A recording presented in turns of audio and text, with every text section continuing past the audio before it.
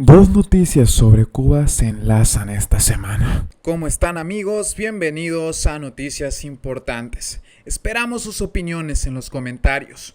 Comenzamos. La primera es la campaña de propaganda sobre las reuniones del equipo económico Castro Díaz-Canel con empresarios de la diáspora cubana, ansiosos en impulsar negocios con el nuevo sector privado que emerge en forma de MIPYMES.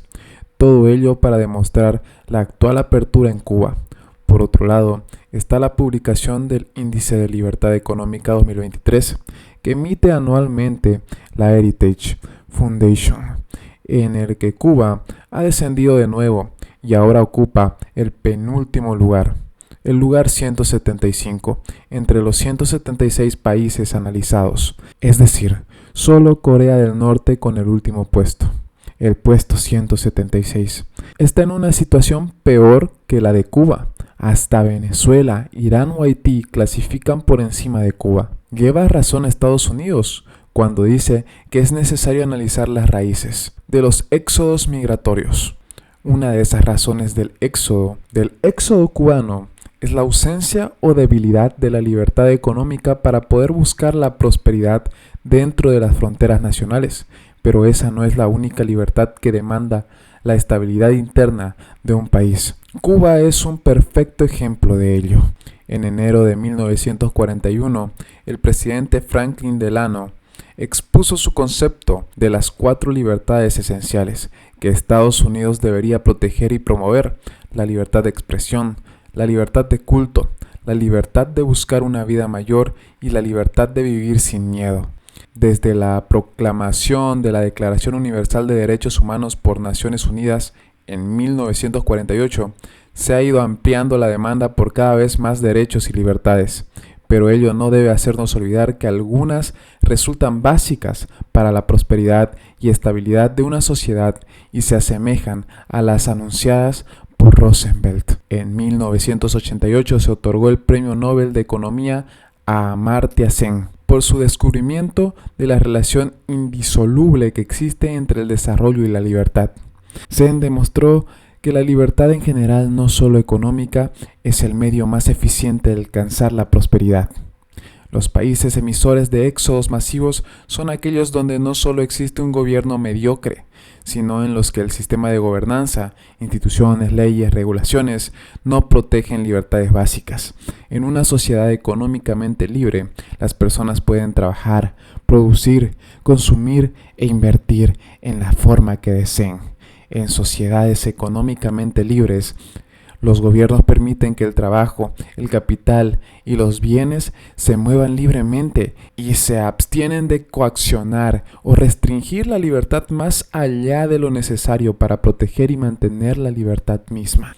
Pero incluso una sociedad económicamente libre puede padecer otros males, como la criminalidad y corrupción, inseguridad ciudadana, concentración oligárquica del poder, incapacidad de controlar la actividad de los funcionarios públicos que afecten la fe ciudadana en invertir y residir dentro de su país. En Cuba no solo están ausentes las libertades económicas, sino todas las demás. Es infundada la idea de que en Cuba ha surgido un sector privado capaz de crear la necesaria prosperidad para que los ciudadanos no piensen en migrar. Cuando Barack Obama se acercó a Cuba, al menos existía un sector no estatal, que no es igual a decir privado, cuyo crecimiento y competitividad se expandían significativamente, pese a todas las restricciones, incluida la de que no eran propietarios de sus negocios, sino solo trabajadores por cuenta propia en ellos.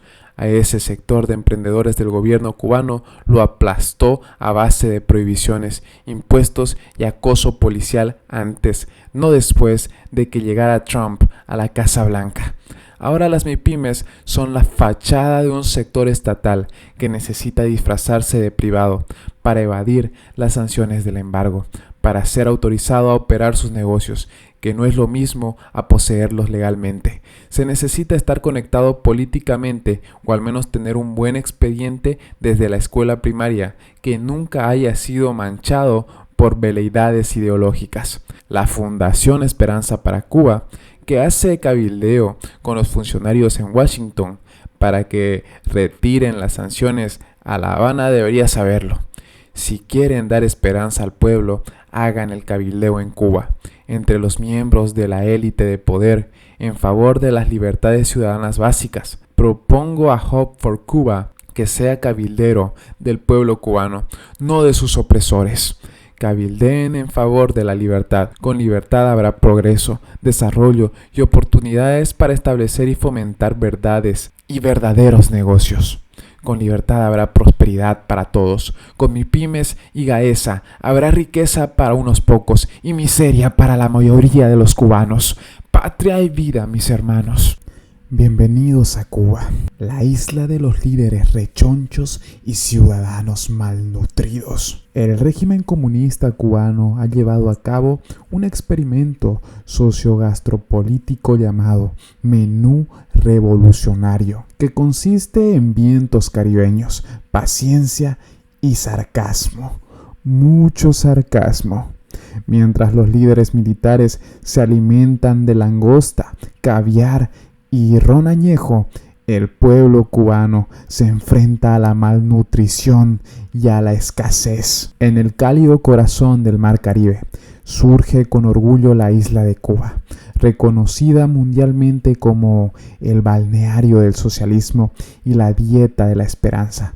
Durante más de 60 años, su régimen militar comunista ha llevado a cabo un peculiar experimento sociogastronómico, el menú revolucionario. Esta dieta, a la que el pueblo cubano se ha visto afectuosamente sometido, se compone de vientos caribeños, grandes dosis de paciencia y un toque de sarcasmo. Sin embargo, sus ilustres promotores, los militares de talla extra, parecen estar inmunizados contra sus efectos. ¿El secreto?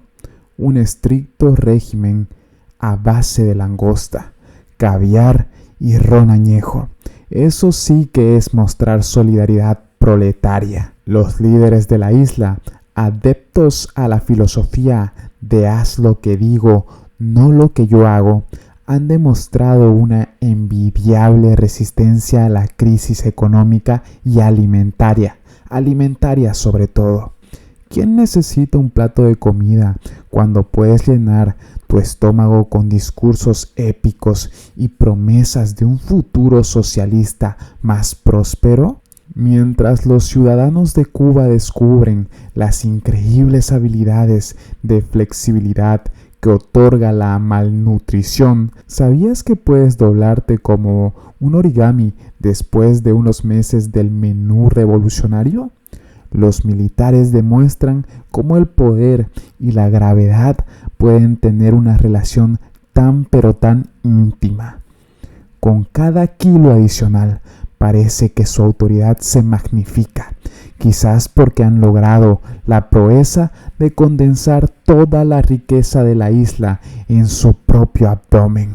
La visión de líderes rechonchos y sonrientes. Mientras el pueblo busca en las tiendas estatales algo más sustancial que un discurso, podría parecer una comedia, pero lo cierto es que el humor, ese que es tan amargo que te hace llorar, es el último recurso de un pueblo que ha aprendido a reírse en medio de su adversidad.